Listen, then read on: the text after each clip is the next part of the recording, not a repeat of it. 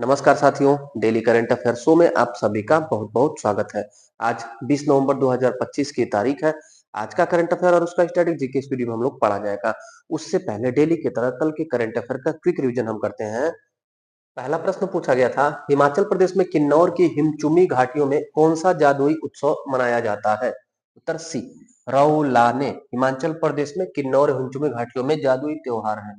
दूसरा प्रश्न पूछा गया था, क्रिकेट इतिहास में 4000 रन और 300 विकेट टेस्ट मैच में लेने वाले चौथे क्रिकेटर बने तो रविंद्र जडेजा दूसरे भारतीय और चौथे दुनिया के क्रिकेटर बन गए। तीसरा प्रश्न पूछा गया था, मानवता के विरुद्ध अपराधों के लिए मौत की सजा किस देश के पूर्व प्रधानमंत्री को सुनाया गया? उत्तर डी, बांग्लादेश। चौथा प्रश्न पूछा गया था, अंतर्राष्ट्रीय छात्र दिवस कब मनाया जाता है? उत्तर ए, 17 नवंबर को हर साल। पांचवा प्रश्न पूछा गया था, जम्मू कश्मीर बैंक का अध्यक्ष किसे नियुक्त किया गया? उत्तर बी, एस कृष्णन जी को। छठा प्रश्न पूछा गया था, भारत ने सबसे बड़ा एलपीजी आयात समझौता किस देश से किया? उत्तर डी, संयुक्त राज्य अमेरिका यूएसए। सातवां प्रश्न पूछा गया था, 20वां अंतर्राष्ट्रीय त्रिपिटक जप समारोह का आयोजन कहाँ हुआ? उत्तर बोध गया, बोध गया बिहार में। आठवां प्रश्न पूछा गया था, शहीद Vijay Singh Pathik sports complex greater Noida में पहली बार कौन सा खेल आयोजित हो रहा है? उत्तर विश्व मुक्केबाजी प्रतियोगिता। नौवां प्रश्न पूछा गया था, हाल ही में चर्चा में रहा सकुराजिमा क्या है? उत्तर एक ज्वालामुखी है, जापान का ज्वालामुखी हाल ही में विस्फोट हुआ है।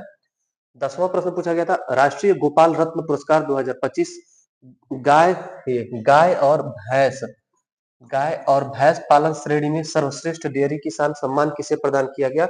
उत्तर उत्तर था साथियों ए, अरविंद यशवंत पाटिल जी को प्रदान किया गया। ये था साथियों कल के करंट अफेयर का कंक्लूजन। अब पढ़ते हैं आज का करंट अफेयर। पहला प्रश्न पूछा गया है, फोर्ब्स इंडिया रिच लिस्ट के अनुसार देश के सबसे अमीर व्यक्ति हैं। हाल ही में फोर्ब्स इंडिया का रिच लिस्ट रिपोर्ट आया 2024 का। इसके अनुसार मुकेश अंबानी दुनिया के शीर्ष अमीर व्यक्ति है, मुकेश अंबानी।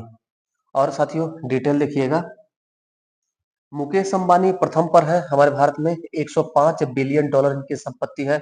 सेकेंड स्थान पर पूछा जाए तो भारत में हमारे गौतम अडानी है सबसे धनी व्यक्ति, 92 बिलियन डॉलर संपत्ति है इनकी। और तीसरा देखा जाए सावित्री जिंदल है, 40 बिलियन डॉलर संपत्ति है इनकी। और अगर भारत की सबसे धनी महिला पूछा जाए तो यही हो जाएंगे साथियों सावित्री जिंदल। और चौथे पर सुनील मित्तल जी हैं देश के सबसे धनी व्यक्ति, 33 बिलियन डॉलर इनकी संपत्ति है। और पांचवें पर है शिव नादर, 33 बिलियन, थोड़ा सा इनसे कम है, 33 बिलियन डॉलर शिव नादर जी की संपत्ति है। ये हमारे देश के 5 शीर्ष धनी व्यक्ति हैं फोर्ब्स इंडिया रिपोर्ट 2025 के अनुसार। दूसरा प्रश्न पूछा गया है, इलेक्ट्रॉनिक्स और सूचना प्रौद्योगिकी मंत्रालय ने digital personal data protection DPDP नियम लागू किया, यह कब बना था? मोस्ट इंपॉर्टेंट, इसको याद रखिएगा। डीपीडीपी यह अगस्त 2023 में संसद द्वारा अधिनियमित एक कानून है। संसद ने इसे अगस्त 2023 में बना दिया था साथियों, लेकिन अभी यह लागू हुआ है 14 नवंबर से, यह हमारे देश में लागू हो गया है। डीपीडीपी इलेक्ट्रॉनिक्स और सूचना प्रौद्योगिकी मंत्रालय के अंतर्गत ये बना है कानून, संसद ने बनाया है, नाम है digital personal data protection DPDP. इसमें होगा क्या साथियों, वर्तमान समय की सबसे गंभीर समस्या जो है, जो data data processing, data collection, data science और उसके बाद से उस व्यक्तिगत डेटा का मिसयूज जो हो रहा था, उसी के प्रति कंपनियों को जवाबदेह बनाने के लिए एक कानून लाया गया है। डिटेल देखिएगा अभी समझ में आ जाएगा। Digital personal data protection DPDP नियम देश भर में लागू हुआ, जो संसद द्वारा अगस्त 2023 में बनाया गया था। कंपनियों द्वारा इकट्ठा और संसाधित जो व्यक्तिगत व्यक्तिगत डाटा होता है, उसका उपयोग कंपनी क्यों कर रही है, कैसे करती है, इसकी जानकारी हमको देगी। 90 दिनों के भीतर हम किसी भी कंपनी से अपनी जानकारी मांग सकते हैं कि आप हमारा कितना जानकारी रखे हैं, आधार कार्ड पैन कार्ड के अलावा और क्या क्या जानकारी हमारा आप रखे हैं, किसी भी कंपनी से मांग सकते हैं। 90 दिन के भीतर उनको जवाब देना अनिवार्य होगा इस कानून के अंतर्गत। और आप हमारे व्यक्तिगत डाटा का उपयोग कहाँ-कहाँ कर रहे हैं, किस रूप में कर रहे हैं, किसको हमारा डाटा ट्रांसफर किए हैं, ये सब चीजें हमको डीपीडीपी नियम से प्राप्त होगी। यह देश में लागू कब से हो गया? तो 14 नवंबर 2025 चिल्ड्रंस डे बाल दिवस के दिन से लागू हो गया। अगर कोई कंपनी व्यक्तिगत डाटा उपयोग में धांधली करती है, कुछ गलत कार्य करती है, तो उस पर जुर्माना लगाया जाएगा 250 करोड़ रुपए का। तीसरा प्रश्न पूछा गया है, ढाका में आयोजित तीरंदाजी चैंपियनशिप 2025 में शीर्ष देश भारत है, जिसने कुल कितने पदक जीते? अभी हाल ही में तीरंदाजी चैंपियनशिप 2025 संपन्न हुआ। तीरंदाजी यानी आर्चरी खेल होता है साथियों, ढाका में, बांग्लादेश की राजधानी ढाका में संपन्न हुआ। इसमें हमारा भारत जो है शीर्ष पर रहा। तीरंदाजी तीरंदाजी या आर्चरी चैंपियनशिप 2025 में शीर्ष देश हमारा भारत रहा। इसने टोटल 10 पदक जीते इस टूर्नामेंट में। ढाका में इस टूर्नामेंट में 10 पदक हमारे भारतीय टीम ने जीते और रैंक में हमारा भारत प्रथम स्थान पर था। 24वें क्रम का एशियन आर्चरी चैंपियनशिप था साथियों, यह एशियन आर्चरी चैंपियनशिप था 24वें क्रम का, जो ढाका बांग्लादेश में संपन्न हुआ। इसमें शीर्ष देश हमारा भारत, जिसने कुल 10 पदक जीता, जिसमें 6 गोल्ड मेडल और 3 सिल्वर मेडल और 1 ब्रॉन्ज मेडल है साथियों। अब तक का यह हमारे भारतीय टीम का सर्वश्रेष्ठ प्रदर्शन रहा 24वीं एशियन आर्चरी चैंपियनशिप ढाका में। चौथा प्रश्न पूछा गया है, गवर्नर्स अवार्ड्स 2025 किसे प्रदान किया गया? उत्तर होगा Tom Cruise. B, Tom Cruise Hollywood के एक प्रतिष्ठित, सम्मानित और जबरदस्त अभिनेता साथियों, टॉम क्रूज, इनको गवर्नर्स अवार्ड्स 2025 प्रदान किया गया है। क्या है डिटेल? हॉलीवुड के सबसे प्रभावशाली और लंबे समय तक चमकने वाले सितारों में से एक टॉम क्रूज को गवर्नर्स अवार्ड्स में मानद ऑस्कर प्रदान किया गया। ये साथियों, टॉम क्रूज को गवर्नर्स अवार्ड्स में मानद ऑस्कर से सम्मानित किया गया, याद रखे रहेंगे। पांचवा प्रश्न पूछा गया है, वालेंसिया मोटो जीपी रेस में विजेता बने। वालेंसिया स्पेन देश में है, स्पेन देश में संपन्न वालेंसिया मोटो जीपी रेस में मार्को बेजेकी ने जीत दर्ज की। मार्को बेजेकी साथियों, सामने इनकी तस्वीर है। अप्रेलिया कंपनी की है ये, अप्रेलिया अप्रेलिया रेसिंग ये टीम है साथियों, इसी टीम के है मार्को बेजेकी, जो स्पेन के वालेंसिया मोटो जीपी 2025 का टूर्नामेंट जीत लिया है। मार्को बेजेकी, ये साथियों यह टूर्नामेंट जो था यह वर्ष का अंतिम रेस था। जैसे ना साथियों, हर साल 2025 जैसे चल रहा है, तो इसमें पहला जो मोटो जीपी रेस होता है, मोटो जीपी रेस पहले क्या होता है, इसका तस्वीर आप देखिएगा, थोड़ा सा तस्वीर देख लेंगे तो आगे कहानी हमको अच्छे समझ में आएगी। ये है, ये मोटो जीपी रेस है साथियों, उम्मीद है आप देखे होंगे। अब इसको हम हटाते हैं। मोटो जीपी रेस आपने देख लिया। 2025 में थाईलैंड थाईलैंड इस टूर्नामेंट से शुरू होता है और ऐसे करके 1 2 3 4 टोटल 22 टूर्नामेंट होता है एक वर्ष में मोटो जीपी, जो अलग अलग जगह होता है साथियों। जैसे दुबई ओपन होता है, यूएस ओपन होता है, ब्रिटिश ओपन होता है, हंगरियन होता है, हंगरियन मोटो जीपी होता है, इंडोनेशिया मोटो जीपी होता है। 22वें क्रम का जो हुआ है वालेंसिया मोटो जीपी, जो स्पेन में संपन्न हुआ। इसको तो जीत लिया मार्को बेजेकी, हम याद रख लेंगे। 22वां वालेंसिया मोटो जीपी मार्को बेजेकी ने जीत लिया। लेकिन 2025 में सर्वाधिक टूर्नामेंट जीत करके विश्व चैंपियन कौन बना है? तो विश्व चैंपियन आप याद कर रहिएगा, मार्क मार्केज। 2025 में संपन्न सभी मोटो जीपी रेस में सर्वाधिक 22 में से 11 रेस जीता किसने? Marcos Marquez. किस टीम के? डुगाटी टीम के। इस प्रकार यह विश्व चैंपियनशिप हो गया 2025 के। मोटो जीपी रेस 2025 के विश्व चैंपियन मार्क मार्केज, ये पूरे 2025 के हैं साथियों। और ये जो हम अभी जो पढ़ रहे हैं प्रश्न, वालेंसिया मोटो जीपी रेस, इसको मार्को बेजेकी ने जीता। उम्मीद है आपको समझ में आया होगा। अगर समझ में आया होगा साथियों तो कमेंट जरूर करिएगा। छठा प्रश्न पूछा गया है, अजय वारियर 2025 सैन्याभ्यास का आयोजन भारत ने किस देश के साथ किया? उत्तर होगा ब्रिटेन। हमारा भारत हर साल साथियों अजय वारियर सैन्याभ्यास ब्रिटेन के साथ करता है। यानी जब भी अजय वारियर अगर पूछा जाए तो आप भारत और ब्रिटेन ट्रिक करेंगे कि ये जो मिलिट्री एक्सरसाइज है भारत और ब्रिटेन के मध्य होता है अजय वारियर नाम से। कहां पर हुआ डिटेल लिखिएगा, राजस्थान के महाजन फील्ड रेंज में हुआ है अजय वारियर। यह द्विपक्षीय है और द्विवार्षिक है, हर साल नहीं होता है, 2 साल में एक बार होता है। और द्विपक्षीय मतलब कि दो देशों के मध्य होता है। कब से शुरुआत हुआ? 2011 से अजय वारियर ब्रिटेन और भारत के मध्य होता है।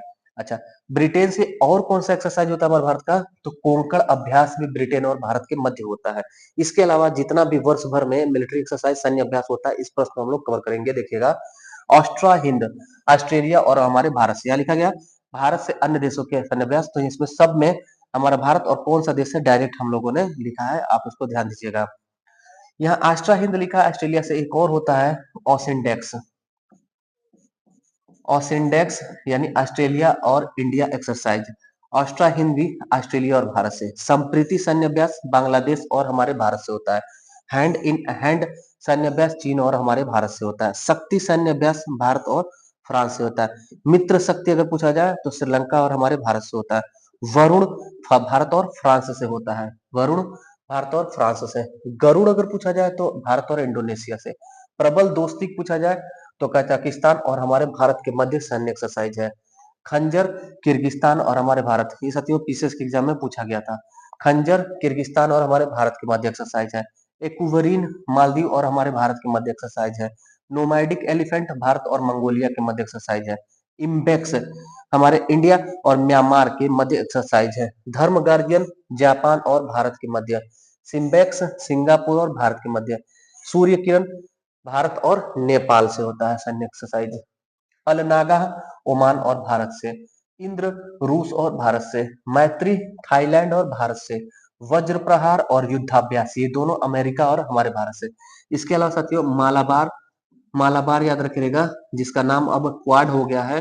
मालाबार क्वाड हो गया। मालाबार में यूएसए यूएसए जापान और भारत, ये तीन देशों से एक्सरसाइज होता था। यूएसए जापान और भारत। अभी क्या हो गया, इसका नाम क्वाड हो गया, इसमें 4 देश शामिल हो गए। ये मालाबार के तीनों देश और एक ऑस्ट्रेलिया, यानी यूएसए जापान भारत और ऑस्ट्रेलिया क्वाड एक्सरसाइज हर साल करते हैं। सातवां प्रश्न पूछा गया है, यूरोपियन संघ का पृथ्वी अवलोकन ग्रह सेंटिनल 6B कहां से लॉन्च किया गया। महत्वपूर्ण एक उपग्रह है, यूरोपीय यूनियन का है। यूरोपीय देशों का जो संघ है यूरोपीय यूनियन, उनका उपग्रह है पृथ्वी के अवलोकन के लिए। पृथ्वी के अवलोकन के लिए इस उपग्रह का नाम है सेंटिनल 6B। पृथ्वी अवलोकन ग्रह नहीं साथियों, ये उपग्रह है, सैटेलाइट है। कहां से लॉन्च किया गया, तो उत्तर होगा सी, कैलिफोर्निया से। सेंटिनल 6B पृथ्वी अवलोकन उपग्रह यूरोपियन संघ का अमेरिका के कैलिफोर्निया से लॉन्च किया गया। ये उपग्रह की तस्वीर है, डिटेल लिखिएगा। यूरोपीय संघ का सेंटिनल 6B उपग्रह को स्पेस एक्स जो एलन मस्क की कंपनी है, इसके रॉकेट फॉल्कन 9 से कैलिफोर्निया स्थान से लॉन्च किया गया। किस रॉकेट से, किस लॉन्च व्हीकल से, तो फॉल्कन 9 से। किस कंपनी ने लॉन्च किया, तो स्पेस एक्स एलन मस्क की निजी स्पेस कंपनी। कहां से, तो कैलिफोर्निया से। उद्देश्य इसका क्या है, तो मिशन कोपरनिकस है। जो मिशन कोपरनिकस यूरोपीय यूनियन का मिशन है, उसी का यह हिस्सा है। अच्छा, उद्देश्य इसका क्या है, तो समुद्र की सतह की ऊंचाई का मापन करने के लिए। समुद्र का सतह, चाहे भूमध्य सागर, अटलांटिक महासागर, प्रशांत महासागर, उसकी सतह की ऊंचाई कितनी है, इसी के मेजरमेंट के लिए सेंटिनल 6B सैटेलाइट लॉन्च किया गया। अच्छा, कुछ अन्य उपग्रह को आप याद रखिएगा, जैसे निसार। निसार ये साथियों एग्जाम में भी हाल ही में पूछा गया था। नासा और इसरो का संयुक्त उपग्रह है निसार। और एक ये किस रॉकेट से लॉन्च किया गया, निसार। निसार के बारे में रॉकेट लिखा गया है, तो ये रॉकेट है GSLV F-16, इससे निसार लॉन्च किया गया। और सबसे भारी उपग्रह अभी हाल ही में लॉन्च किया गया तो CMS-3 है। सबसे भारी उपग्रह CMS-03 है। और भी साथियों देखिएगा, एक क्वेश्चन हमसे पूछा जाता है कि यह स्पेस एजेंसी किस देश की है, जैसे जाक्सा किस देश की स्पेस एजेंसी है, नासा किस देश की है, इसरो किस देश के। तो दुनिया में जितने वर्तमान में स्पेस एजेंसी है वो सब आपके सामने है, देखिएगा। चीन की जो स्पेस एजेंसी है उसका नाम है CNSA। हमारे भारत की स्पेस एजेंसी है इसरो। यूरोप की स्पेस एजेंसी है ESA। अमेरिका की स्पेस एजेंसी का नाम है नासा। रूस की स्पेस एजेंसी का नाम है रोसकॉस्मोस। जापान की स्पेस एजेंसी का नाम है जाक्सा। और अर्जेंटीना के स्पेस एजेंसी का नाम है कोनाई। कोनाई ये याद रखिएगा साथियों। अच्छा, एक शब्द एस्ट्रोनॉट, एस्ट्रोनॉट और कॉस्मोनॉट। एस्ट्रोनॉट और कॉस्मोनॉट, ये साथियों अमेरिकी अंतरिक्ष यात्रियों को एस्ट्रोनॉट कहा जाता है। और रसिया इसी एस्ट्रोनॉट को कॉस्मोनॉट कहता है। कॉस्मोनॉट ये रसिया कहता है और एस्ट्रोनॉट अमेरिका के साथ दुनिया के अन्य देश भी कहते हैं। थोड़ा सा आप निजी स्पेस एजेंसियों पर नजर डालें, हाल फिलहाल की करंट अफेयर में रहता है साथियों। तो हमारे भारत की जो निजी स्पेस एजेंसी है, एक है स्काई रूट। जैसे साथियों इसरो जो हमारी स्पेस एजेंसी है, वो हमारी सरकारी स्पेस एजेंसी है। अभी निजीकरण के अंतर्गत स्काई रूट नामक स्पेस एजेंसी स्थापित हुई, जिसका हेडक्वार्टर हैदराबाद में है। अग्निकुल स्पेस एजेंसी है जो चेन्नई में हेडक्वार्टर है। और पिक्सल ये अमेरिका के कंपनी के सहयोग से बना हुआ है, हमारी भारतीय कंपनी साथियों। पिक्सल निजी स्पेस कंपनी, इसका हेडक्वार्टर बेंगलुरु में है और ये आपको मालूम होगा स्पेस एक्स एलन मस्क की निजी स्पेस कंपनी है। आठवां प्रश्न पूछा गया है, संयुक्त राज्य अमेरिका द्वारा ड्रग तस्करी रोकने के लिए कहां पर ऑपरेशन सदर्न स्पीयर लॉन्च किया गया? उत्तर होगा कैरिबियन सी। कैरिबियन सी में अमेरिका ने ऑपरेशन ऑपरेशन सदर्न स्पीयर चलाया है। किस लिए? तो अमेरिका में यहाँ पर जो कैरिबियन सी है, उत्तरी अमेरिका और दक्षिणी अमेरिका के मध्य में, वहां पर ड्रग की तस्करी को समाप्त करने के लिए। इसके अलावा साथियों, ड्रग तस्करी के अलावा मादक पदार्थ और ड्रग तस्करी दोनों को रोकने के लिए अमेरिका ने कैरिबियन सागर में ऑपरेशन सदर्न स्पीयर लॉन्च किया। इसके अलावा हम देखेंगे साथियों, करंट में चर्चा में रहे जो हाल फिलहाल के ऑपरेशन थे उनको। ऑपरेशन सिंदूर साथियों, पहलगाम जो आतंकी हमला हुआ था उसके बाद चलाया गया। पाकिस्तान पर मिसाइल से हमला, पाकिस्तान पर जो आतंकी ठिकाने थे उस पर हमला किया गया था और ऑपरेशन महादेव आर्मी द्वारा आतंक विरोधी अभियान चलाया गया था। ऑपरेशन शिवा, अमरनाथ यात्रा जो है सकुशल तरीके से संपन्न हो उसकी सुरक्षा के लिए ऑपरेशन शिवा चलाया गया। ऑपरेशन त्रिशूल, यह तीनों सेनाएं जो हमारी है, जो हमारी थल सेना है, वायुसेना, नौसेना, उनका संयुक्त अभ्यास था, त्रिसेवा अभ्यास था। ऑपरेशन मुस्कान इंपॉर्टेंट साथियों, तेलंगाना में पुलिस द्वारा तस्करी तस्करी में शिकार बच्चे और जो भीख मांगने वाले बच्चे होते हैं उनको उनको रिहैबिटेट करके पुनर्वास करके एजुकेशन शिक्षा से जोड़ने के लिए चलाया गया तेलंगाना पुलिस द्वारा ऑपरेशन मुस्कान। नौवां प्रश्न पूछा गया है, महाराष्ट्र ने किस जानवर की जनसंख्या नियंत्रण हेतु कार्यक्रम शुरू किया? महाराष्ट्र ने साथियों अभी हाल ही में तेंदुआ तेंदुआ का जनसंख्या नियंत्रण हो इसके लिए एक कार्यक्रम शुरू किया है। इसमें भी साथियों केंद्र सरकार पर्यावरण, जलवायु और वन मंत्रालय जो है जिसके मंत्री भूपेंद्र यादव जी है उन्होंने चलाया इसकी जनसंख्या पे नियंत्रण। एक तरफ हम जनसंख्या वृद्धि कर रहे हैं पशुओं में, जैसे चीता में, बाघ में और शेर में, लेकिन यहाँ तेंदुओं की जनसंख्या पर नियंत्रण स्थापित करने के लिए कार्यक्रम शुरू किया गया है महाराष्ट्र में। तो कुछ ना कुछ कारण होगा, वो कारण हमसे एग्जाम में पूछा जा सकता है। तो कारण है गन्ने की खेती, महाराष्ट्र में जो गन्ने की खेती होती है बड़े पैमाने पे और मानव बस्ती, इसी का दुरुपयोग किया जा रहा है तेंदुआ के द्वारा, उसी पे हमला किया जा रहा है। तेंदुए को भी खतरा है और मानव बस्ती और गन्ने की खेती को भी खतरा है। इसके लिए उनकी जनसंख्या को नियंत्रित किया जा रहा है। ऐसा कार्यक्रम साथियों भारत में पहली बार चलाया गया है कि तेंदुओं की जनसंख्या को नियंत्रित किया जाए। ये पर्यावरण, वन और जलवायु मंत्रालय के द्वारा शुरू किया गया जिसके मंत्री भूपेंद्र यादव जी हैं। और अगर पूछा जाए सर्वाधिक तेंदुआ किस राज्य में रहते हैं तो मध्य प्रदेश में सर्वाधिक तेंदुआ रहते हैं। 10वां प्रश्न पूछा गया है, अंतरराष्ट्रीय गीता महोत्सव का भागीदार देश है? अंतरराष्ट्रीय गीता महोत्सव साथियों हर साल हरियाणा के कुरुक्षेत्र में संपन्न होता है। हरियाणा कुरुक्षेत्र तो स्थान आपको याद होगा, हर साल वहीं पर होता है। लेकिन भागीदार देश कौन रहा 2025 में? तो उत्तर होगा बी, ब्रिटेन। ब्रिटेन साथियों अंतरराष्ट्रीय गीता महोत्सव का भागीदार देश रहा। डिटेल देखिएगा, 10वें क्रम का अंतरराष्ट्रीय गीता महोत्सव हुआ है कहां पर? हरियाणा कुरुक्षेत्र, हर साल यहीं पर होता है साथियों। 21 दिन तक यह चलेगा, 21 दिन का है। शुभारंभ किया इसको असीम घोष जी, जो हरियाणा के राज्यपाल है असीम घोष, इन्होंने ही इसका उद्घाटन किया। भागीदार देश इसमें ब्रिटेन और भागीदार राज्य अगर पूछा जाए तो आप मध्य प्रदेश उत्तर करेंगे। 11वां प्रश्न पूछा गया है, बाल अधिकारों के लिए यूनिसेफ इंडिया की सेलिब्रिटी एडवोकेट किसे नियुक्त किया गया? उत्तर सी, कीर्ति सुरेश को। कीर्ति सुरेश, सामने इनकी तस्वीर है साथियों। कीर्ति सुरेश को यूनिसेफ इंडिया ने बाल अधिकारों के लिए सेलिब्रिटी एडवोकेट नियुक्त किया। Celebrity advocate. अगला 12वां प्रश्न है, पहली बार जनजाति खेल सम्मेलन का आयोजन कहाँ हुआ? पहली बार हो रहा है, इस नाते महत्वपूर्ण है। पहली बार जनजाति खेल सम्मेलन का आयोजन हुआ साथियों लद्दाख में, केंद्र शासित प्रदेश लद्दाख में।